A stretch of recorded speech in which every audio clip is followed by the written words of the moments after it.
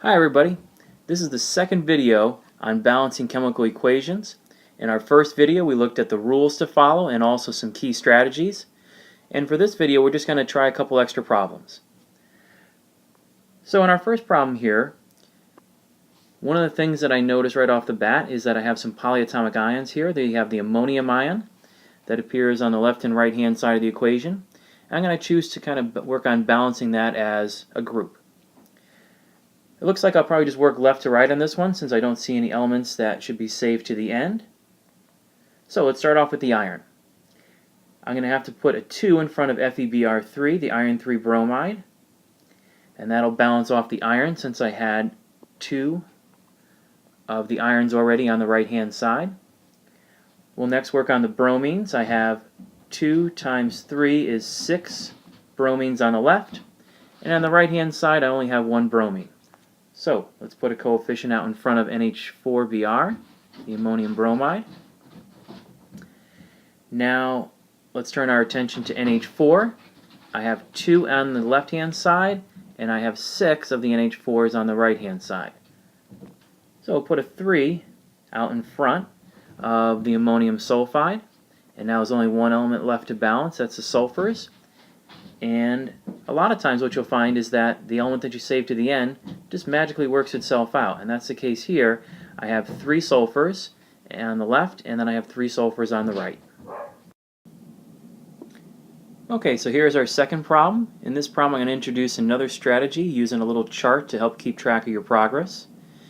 And so the chart that I'm referring to is right down here at the bottom. So let's fill out the chart now and see what work we have. So on the left hand side I have 1 potassium, and on the right hand side I also have 1 potassium. On the left hand side I have 2 hydrogens. On the right hand side I have 1 hydrogen from the KOH, and I also have 2 from the H2. That gives me a total of 3. You might be wondering why I set this up as an addition problem. What I find is that a really common mistake is that when there are more than one place where an element is mentioned on a side, I find that students have a tendency to forget about one of those. And so this is a good way to kind of keep a reminder to yourself that you have to count it up from both spots. Anyways, let's get back to working on filling out my little organizer here. I only have 1 oxygen on the left and I have 1 oxygen on the right. So in terms of our strategies, we usually look to have an element that appears in elemental form, such as hydrogen or potassium, as the last element to balance, and also elements that appear more than once on a side. That would be the hydrogen appearing twice on this side as an element to balance last. So it looks like the order that you should probably go about balancing this problem is to probably do the oxygen first, followed by the potassium, which only had 1 problem, followed by the hydrogen, which had 2 problems. Now as we go to start working on that, you can see that the oxygen's already balanced, the potassium's already balanced, so it's just the hydrogen that needs to be worked on.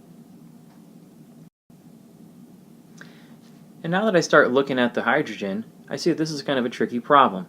We have sort of an odd-even problem because the hydrogens can only come 2 at a time on the left, and so we'll always have an even number on the left-hand side. However, on the right-hand side, I currently have 3 hydrogens, which is an odd number.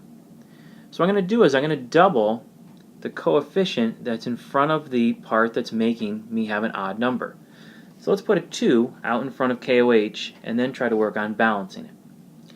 By putting a 2 there, that messes up the potassium, so I'll fix that. It messes up the oxygen, so I'll have to fix that. So I've changed a lot of things, so let's work on updating my graphic organizer.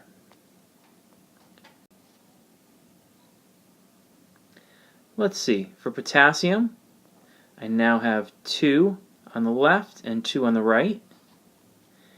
For hydrogen, I'm now up to 4 on the left and 4 on the right. And then for oxygen, 2 on the left and 2 on the right. So it's actually balanced at this point. The order in which you balance things can often have a very big impact on how successful you are.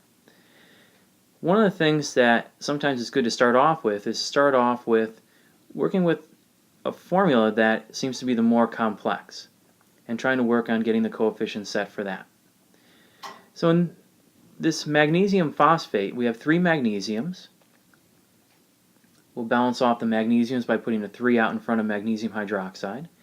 We have 2 of the PO4s. I'm going to leave the PO4 together as a polyatomic ion and not separate that. And then I'll give us 2 H3PO4s, the phosphoric acid. And now what we have left to figure out is we just have the hydrogens and the oxygens to worry about. I can see here that I have 6 hydrogens on the left-hand side, 6 also from the left-hand side, so that gives me 6 plus 6 is 12 hydrogens on the left. And on the right-hand side, I only have 2. So let's put a 6 out in front of the H2O, and then that'll give me 12 hydrogens on both sides. We'll get rid of that. Now let's take a look at the oxygens. And I said before that a lot of times the element that you save to the end usually works itself out. Let's see what happened. We have 8 oxygens on the left from the phosphoric acid. We have, looks like 6 oxygens in the magnesium hydroxide, so a total of 14 oxygens on the left-hand side.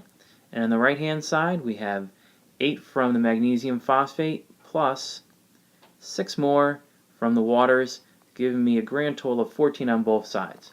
And so everything is balanced.